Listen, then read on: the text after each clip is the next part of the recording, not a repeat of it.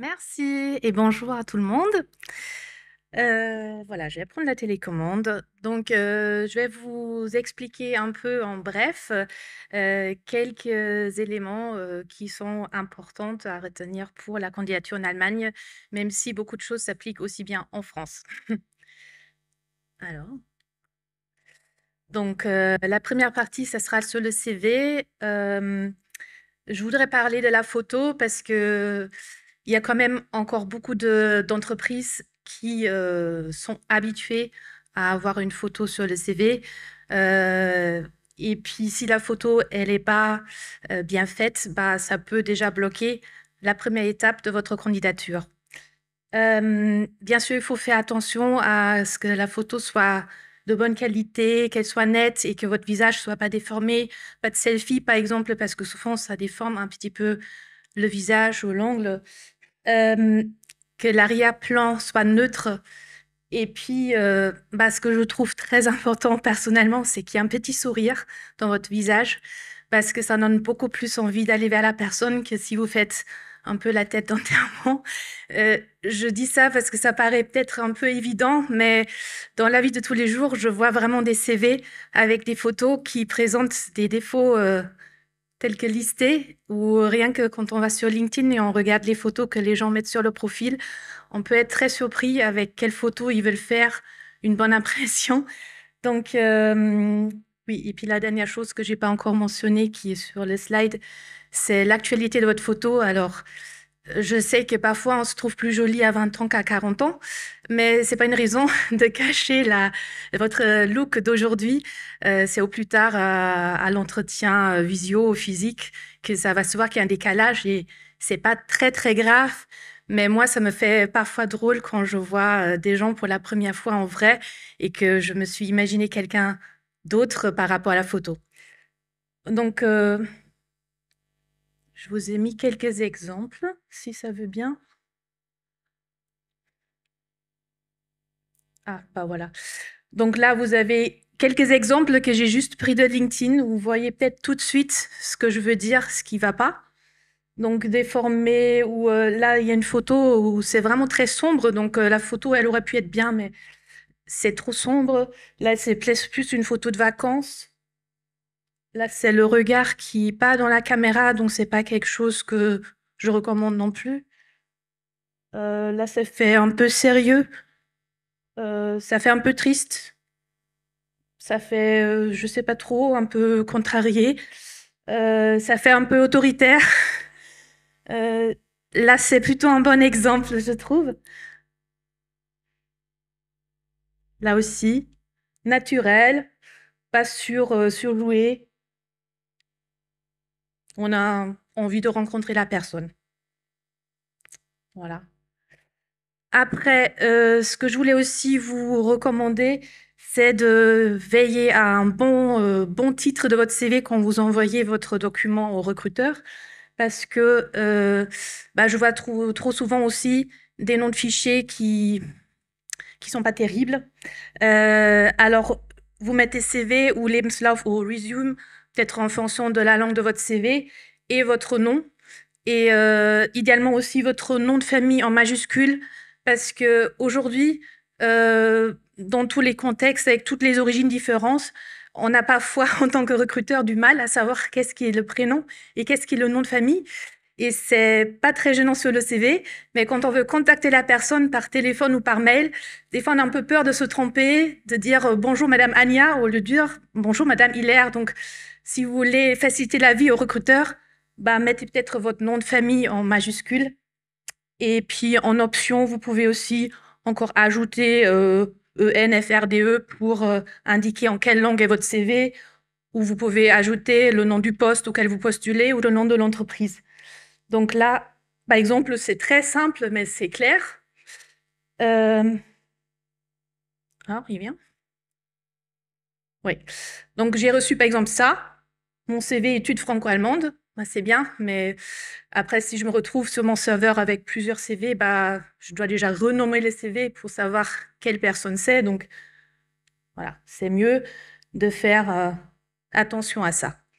Et aussi, quand vous transmettez, s'il vous plaît, toujours en format PDF et pas envoyer un document Word ou voilà, un PowerPoint ou autre format, des photos, des JPEG. C'est vraiment bien les PDF parce que ça garde la mise en forme d'origine, peu importe sur quel ordinateur ou mobile c'est affiché. Alors, pour le contenu du CV, qu'est-ce qu'on veut avoir, enfin, quel est l'objectif principal du CV? C'est donner un aperçu rapide et transparent de votre parcours.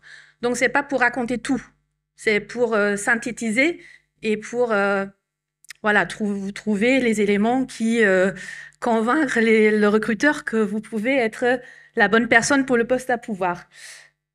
Si vous avez des soi-disant trous dans votre parcours, faut pas les cacher, c'est-à-dire ne rien mettre, parce que le recruteur, il va voir qu'il y a un trou dans les années, dans les mois, et ben vaut mieux donner un nom à ce trou.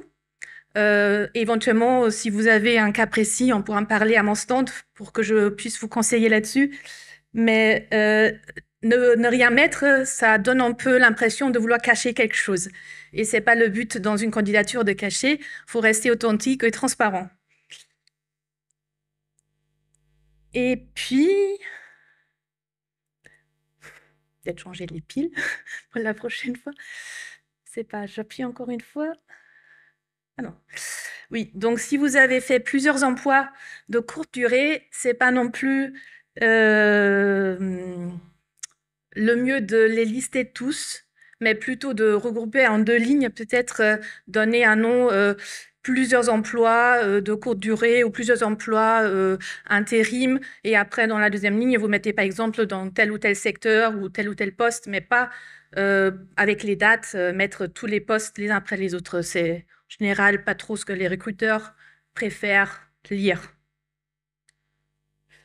Alors, je vous ai mis aussi un slide avec les rubriques habituelles sur un CV. Là, je l'ai mis en allemand. D'ailleurs, j'ai la présentation que je peux vous envoyer après. Donc, si vous voulez avoir le contenu de la présentation, je vois que quelques-uns prennent des photos. Vous pouvez aussi me laisser vos adresses mail après et je vous les enverrai, les slides.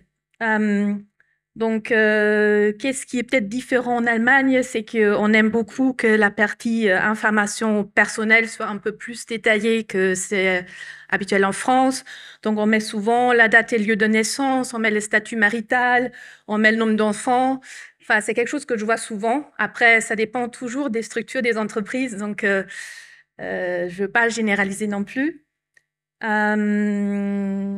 Pour les formations, c'est peut-être un petit détail important qu'il faut essayer de trouver des équivalents dans vos titres de diplôme, parce que si vous mettez BTS ou DUT, c'est peut-être pas un recruteur allemand qui va comprendre ce que c'est comme diplôme.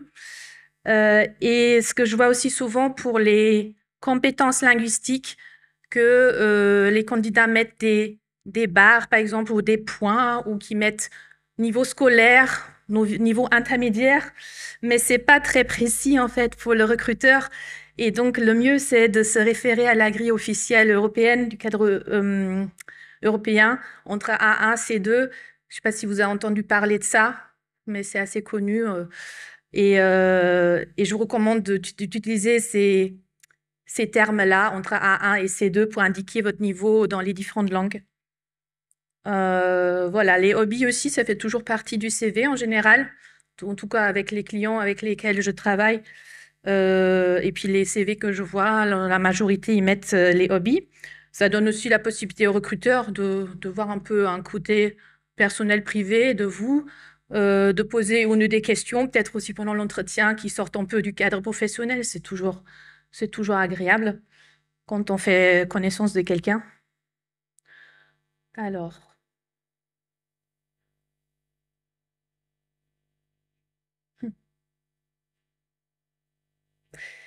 pour la forme du CV, alors pareil, c'est très important en France et en Allemagne, mais peut-être encore plus important en Allemagne, vu que vous connaissez tous la rumeur de la rigueur allemande, mais elle est un peu vraie. Alors, si vous avez des fautes d'orthographe ou de grammaire dans votre CV, c'est vraiment pas bien. Donc, à la rigueur, laissez relire le CV par un natif ou par quelqu'un, ça si vous le faites en anglais, quelqu'un de natif anglais ou qui est vraiment très très bon en anglais. Veillez aussi à la police du texte, que ça soit pas trois, quatre polices différentes dans votre CV, mais quelque chose d'assez clair. Euh, pour les minuscules, majuscules aussi, je vois souvent que ça soit pas très harmonisé, c'est-à-dire le titre d'un poste que vous avez eu, une fois il est en minuscule, une fois il est en majuscule, ça gêne, on va dire, à la lecture du CV, ça gêne. Donc faites attention à ces tout petits détails. Et pour les couleurs et le layout du CV, bah, faut peut-être distinguer par rapport à l'entreprise qui reçoit votre CV. Donc, si c'est un grand groupe, souvent le CV est scanné par un robot. Et du coup, ça sert pas à grand-chose de faire très joli et très coloré. Et euh, ça va pas intéresser le robot. Plutôt rester un peu sobre et très clair à filtrer. Et pour les PME et TPE ou les startups, effectivement, le design, si vous le individualisez un peu, ça peut être un vrai atout. Donc là, on voit votre motivation pour ce produit, ce secteur, cette boîte. Donc, je vous ai mis là deux exemples. Donc, à gauche, un CV assez classique, assez sobre. Et à droite, c'était une candidature que j'ai reçue un jour pour un poste chez Linvoge, que vous connaissez peut-être dans le linge de maison. Et j'ai trouvé ça très joli, avec une page de garde où la personne a choisi une page de leur catalogue et juste le titre, à quel poste elle postule, et après un CV bien fait. Et puis, je peux dire que voilà, c'est des choses qu'on retient et on voit la personne, elle est vraiment, elle a pris le temps et elle s'intéresse à cette entreprise en particulier. Donc, c'était un atout.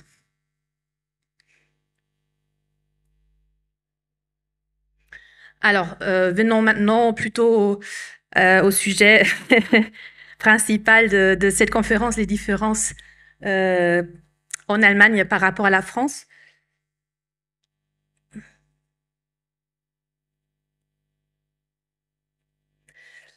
Alors, en général, un CV allemand, à la fin du CV, on met la ville, la date et la signature.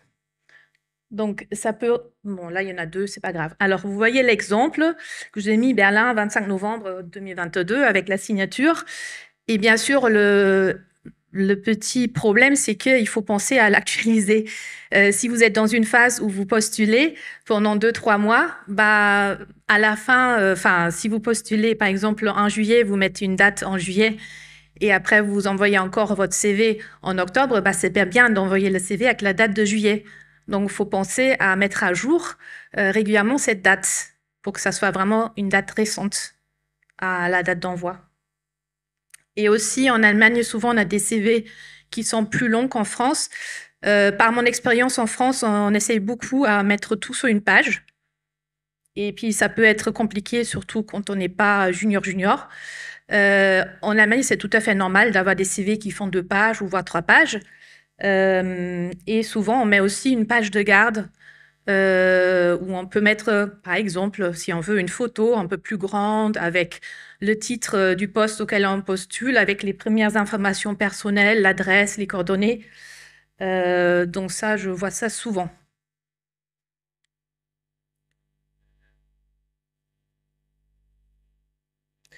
Alors, pour la lettre de motivation, c'est toujours la grande question, oui ou non.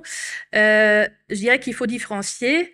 C'est quoi la situation dans laquelle vous êtes quand vous postulez?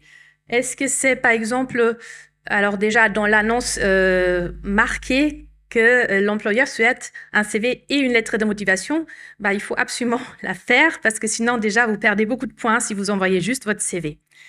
Euh, bon là ça veut pas, je vais appuyer encore une fois. Ah si. Bon, c'est pas grave. Après, si vous faites une candidature spontanée, euh, effectivement, c'est un très bon moyen d'envoyer une lettre de motivation pour expliquer justement vos motivations, d'envoyer votre candidature. Ça me paraît presque évident d'envoyer une lettre de motivation dans ces cas-là.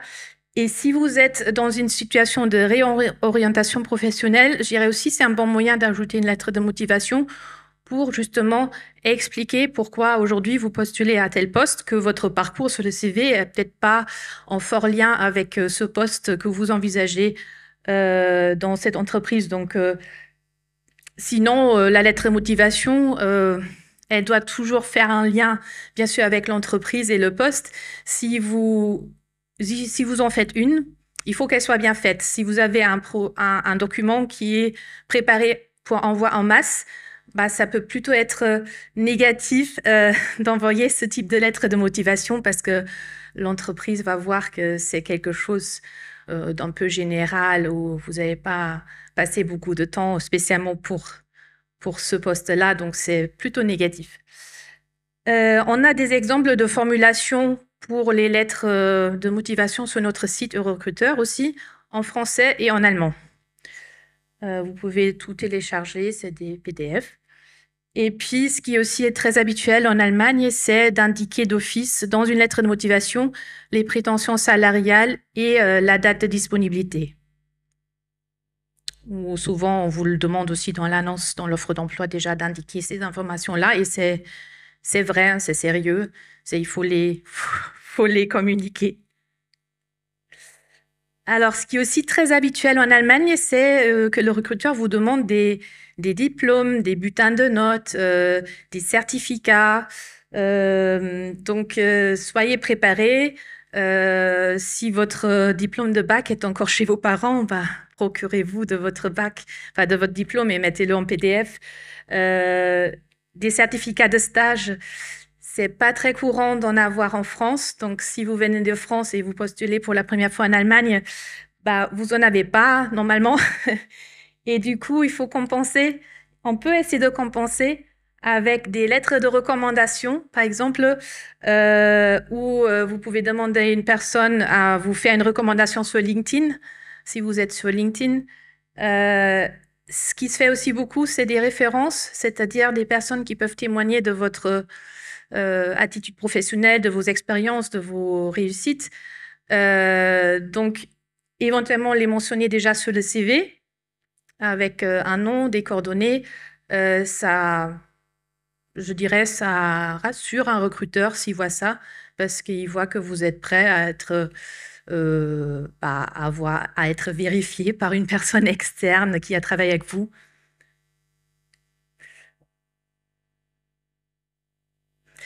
Alors, pour les questions d'entretien d'embauche,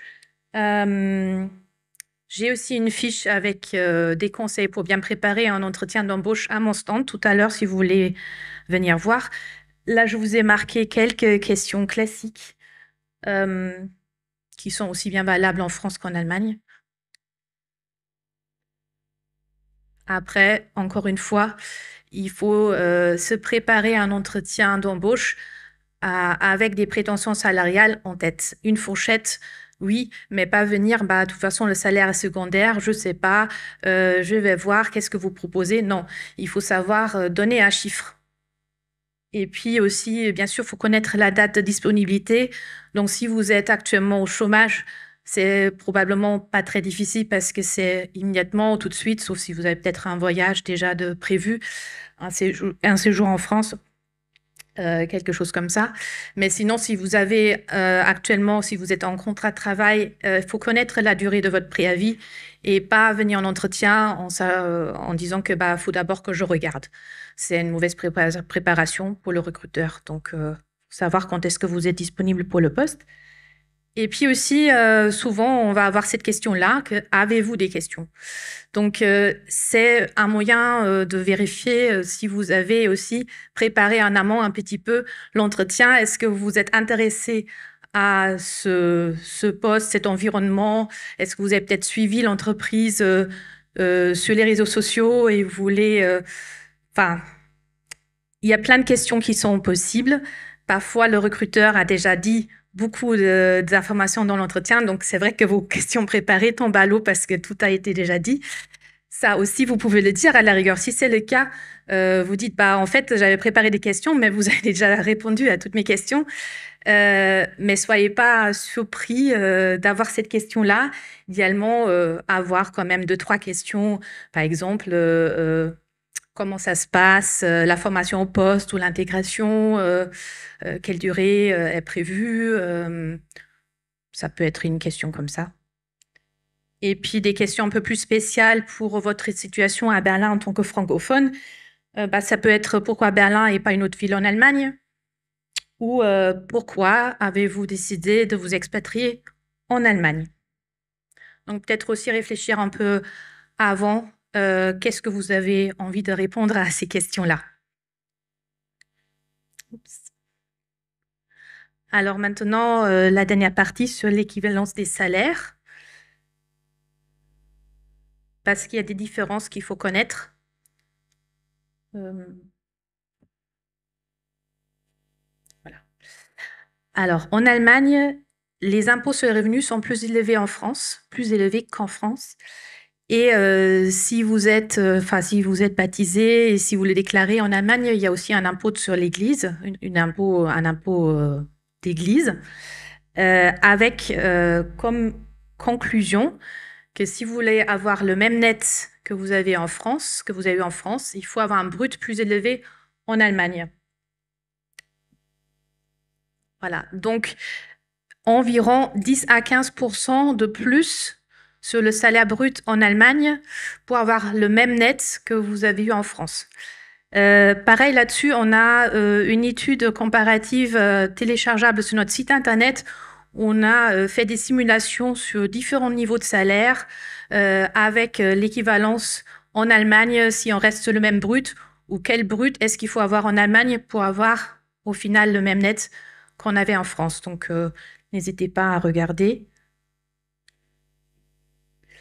Et puis pour le contrat de travail, je voulais juste vous informer de quelques différences qui surprennent souvent les personnes françaises, enfin les personnes, peu importe de quelle nationalité d'ailleurs, mais qui viennent en Allemagne et qui comparent avec la France.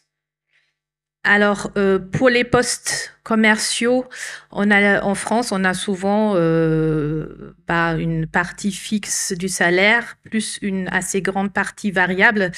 En Allemagne, c'est beaucoup moins le cas, c'est-à-dire la partie variable, elle est souvent beaucoup plus basse et la partie fixe compte avant tout. Et c'est l'inverse, par exemple, pour les candidats allemands qui viennent en France, ils sont un peu confrontés à cette surprise de voir que les employeurs leur proposent un salaire fixe un peu bas à leur goût. Donc, c'est une vraie différence. Après, pour les heures de travail hebdomadaires, on a habituellement entre 38 heures et demie et 40 heures de travail pour un contrat de travail normal, classique. Il n'y a pas de RTT, il n'y a pas de mutuelle. Et puis, en général, il n'y a pas non plus une partie intéressement-participation comme c'est souvent le cas en France. Le minimum légal pour les congés payés en Allemagne, c'est 24 jours. Mais ce qui est très souvent pratiqué, c'est plutôt 30 jours ou 28 jours. C'est très rare que je vois des contrats avec 24 jours de congé. Et puis, les atouts peut-être en Allemagne, c'est qu'il y a beaucoup plus de postes à temps partiel ou à mi-temps. C'est plus facile de trouver ça qu'en France. Il y a aussi plus de postes qui permettent de travailler en home office, enfin un plus grand pourcentage que c'est le cas pour les entreprises en France. Et puis la Gleitzeit, je ne sais pas si vous avez déjà entendu parler, mais ça veut dire que c'est un contrat où vos horaires de travail sont flexibles, où c'est vous qui décidez un peu à quel moment de la journée vous commencez, à quelle heure vous arrêtez, et c'est comptabilisé sur un compte, sur un logiciel, enregistré pour que vous fassiez quand même les heures qui sont demandées dans votre contrat de travail, mais c'est pas toujours 9h, 17h. Voilà. Donc c'est le moment des questions, si vous en avez.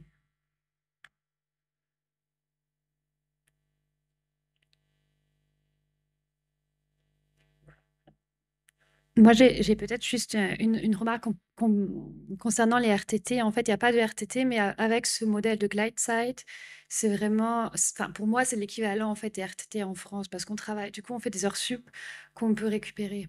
Donc, c'est vrai que, Mhm. enfin, ça fait un peu, et je trouve que du coup, enfin, personnellement, je trouve que c'est plus juste parce que si je fais beaucoup d'heures sup, je peux récupérer toutes mes heures sup, alors qu'en France, on a, je sais pas moi, 10 jours de RTT, 11 jours de RTT, et en fait, après, on peut quand même faire des heures sup, pas non plus finir. Mhm. Enfin, c'est mon avis personnel. Oui, oui, c'est un bon complément à ce que j'ai dit.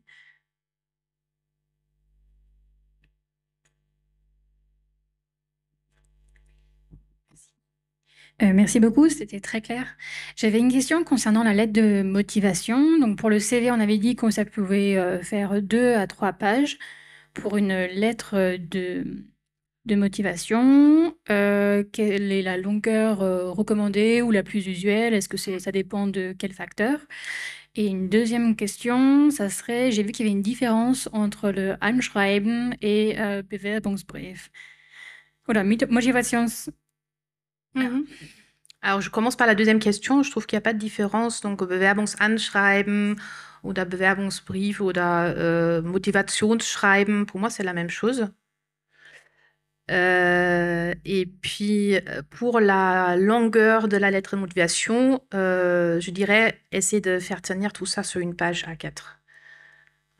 Pas plus, parce que c'est vrai que le recruteur, bah, ça dépend certainement aussi des postes, mais quand on reçoit plusieurs candidatures, on a aussi besoin du temps de lire. Et quand c'est déjà, je veux pas être méchante, mais si ça ressemble à un roman, on a un peu du mal à commencer. On se dit c'est trop détaillé.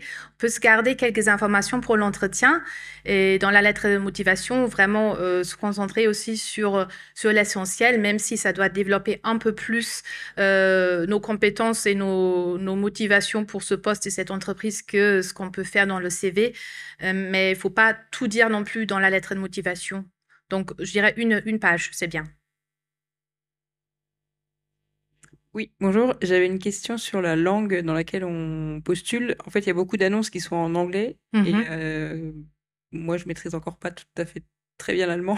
Mhm. Donc, j'en conclus enfin, j'en ai déduit que les annonces en anglais, je pouvais y répondre en anglais avec un CV en anglais, une lettre en anglais. Oui. Et les annonces en allemand, par contre, pour l'instant, je les mets de côté en me disant, voilà. Enfin, et donc, est-ce que, voilà, une annonce en allemand, on doit y répondre en allemand ou est-ce qu'on peut, si le job nous intéresse vraiment, se dire, bah allez, Mais est-ce que dans l'annonce que vous avez vue en allemand, on demande un niveau d'allemand courant ou pas du tout? Est-ce que c'est juste parce que c'est en Allemagne et que c'est écrit en allemand? Est-ce qu'on demande? Je suis jamais allée au bout de l'annonce en Ah, allemand. pardon. Mais j'en suis au début, donc voilà, c'est juste. Oui. Bah, je dirais que ça dépend vraiment des niveaux, enfin, des compétences linguistiques qui sont demandées. Si vous voyez une annonce en allemand qui ne demande pas d'allemand au moins à un niveau intermédiaire, genre B2, ça m'étonnerait beaucoup. Et si vous voyez, enfin, si vous voulez postuler, je ferai la candidature en allemand. Oui. Et si vous voyez l'annonce en anglais, bah, c'est la preuve qu'ils ont l'habitude de traiter tout en anglais, en interne. Donc là, je respecterai en fait la langue de l'annonce et je postulerai en anglais. Merci. De rien.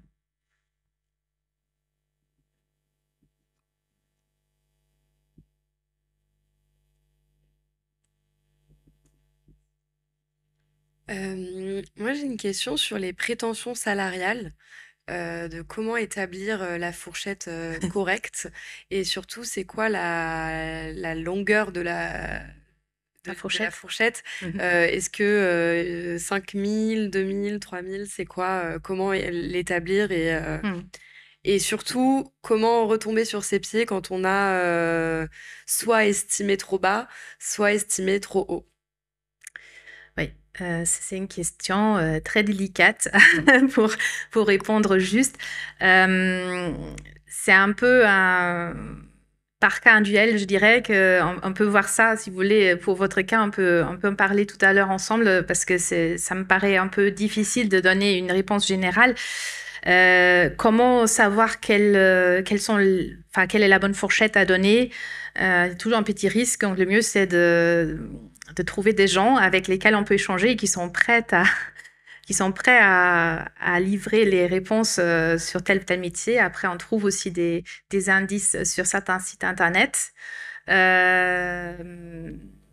Et puis après, il faut savoir, voilà, est-ce qu'on veut plutôt viser haut, plutôt viser bas, avoir la bonne surprise, que l'employeur allemand soit peut-être agréablement surpris du niveau qu'on demande. C'est très difficile. Honnêtement, c'est pas quelque chose où je peux tout de suite vous aider avec la bonne manière à faire.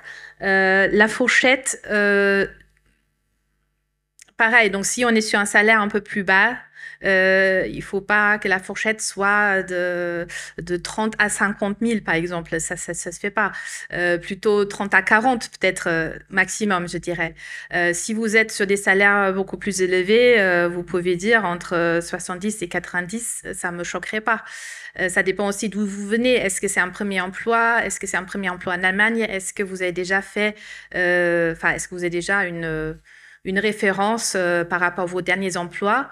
Est-ce que vous avez peut-être eu l'occasion de parler, échanger avec des collègues où vous avez su ce qu'ils gagnent? Voilà, mais d'une manière générale, il y a toujours un petit risque qu'on se trompe.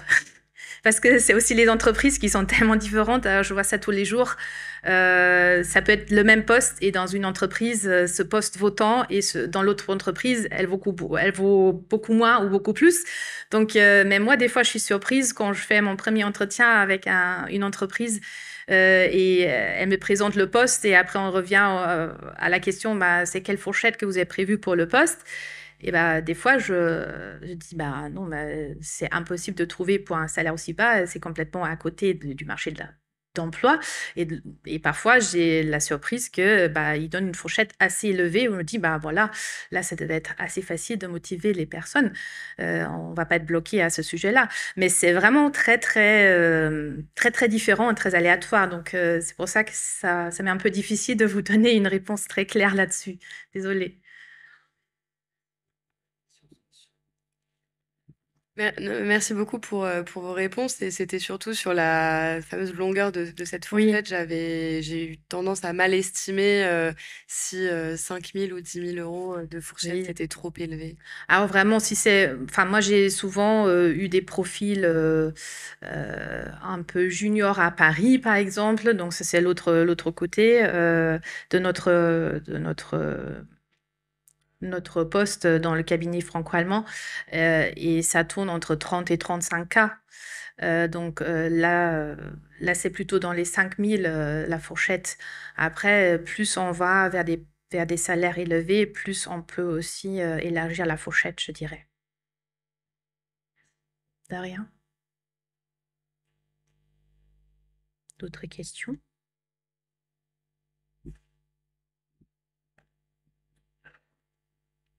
Vous avez parlé tout à l'heure de congés, mais qu'est-ce qui se passe en cas de maladie, d'accident de travail, etc.? Vous avez quelque chose là-dessus?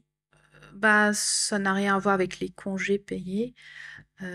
Après, si vous souhaitez savoir combien peut durer votre arrêt de travail pour ne pas être pénalisé ou quoi que ce soit, ça c'est pas dans mon domaine d'expertise. Malheureusement, je connais pas exactement toutes les chiffres ou les durées pour me prononcer à ce sujet. Il faudrait avoir quelqu'un de droit social, qui se connaît en droit social allemand pour poser cette question. Si vous voulez, dans les centres partenaires, il y a aussi Minor Contor qui est très très calé sur ce sujet-là et qui peut Oui. vous répondre. Ouais. Je crois qu'il y a une question en bas.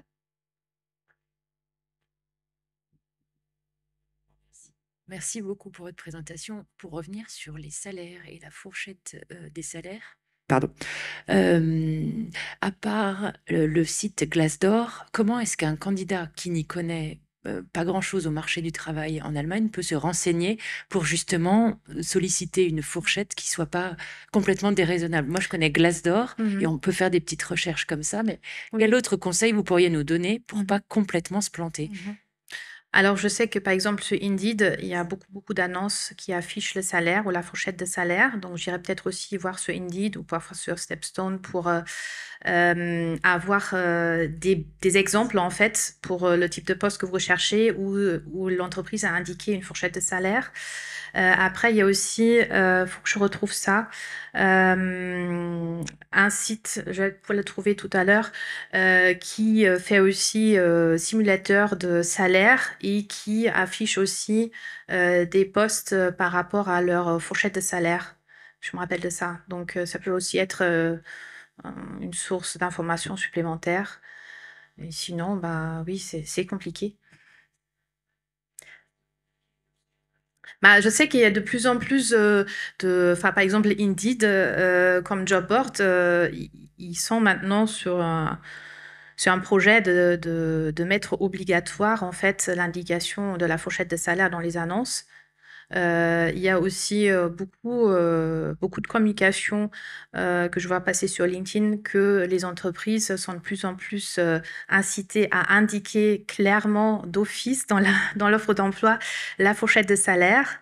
Mais bon, il reste encore beaucoup de situations où c'est flou. Excusez-moi, est-ce que Lohnspiegel, c'est un site internet Lohnspiegel? Ouais, je connais pas personnellement, D'accord. désolée. Enfin, il y a quelques années, c'était un site sur lequel on pouvait avoir une tranche de salaire par métier. Voilà. D'accord. À vérifier. Je viens de vite de taper sur Internet, ça a l'air d'exister encore, mais à vérifier. D'accord, très bien. Et sinon, il y a aussi un site qui s'appelle Kununu. Je sais pas, enfin, c'est K-U-N-U. Et là, en fait, on peut commander en fait son employeur. Oui. Et on peut aussi mettre combien on a gagné. Oui, mais des fois, ça dépend des boîtes. Si c'est une petite boîte ou une petite structure, il n'y en a pas beaucoup qui ont mis des données. C'est pas très représentatif, mais Kununu, c'est bien pour l'image, l'employeur. Voilà, je pense que, sinon, vous venez me voir peut-être pour les autres questions au stand parce que on doit finir. Ou est-ce que c'est C'était juste un élément de réponse aussi. Je pense qu'il est important pour avoir une idée, c'est de faire jouer son réseau. Vous avez sûrement des amis d'amis qui sont dans différents secteurs. C'est plus facile d'en parler. Voilà, donc c'est utiliser son réseau pro ou pas pro d'ailleurs. Pour avoir une estimation. Et sinon, ce que j'ai utilisé aussi, c'est postuler dans différentes entreprises et faire un benchmarking parce que parfois et de plus en plus souvent, la fourchette de salaire est proposée, est indiquée dans l'annonce et ça donne une idée en gros vers quoi s'orienter. Voilà.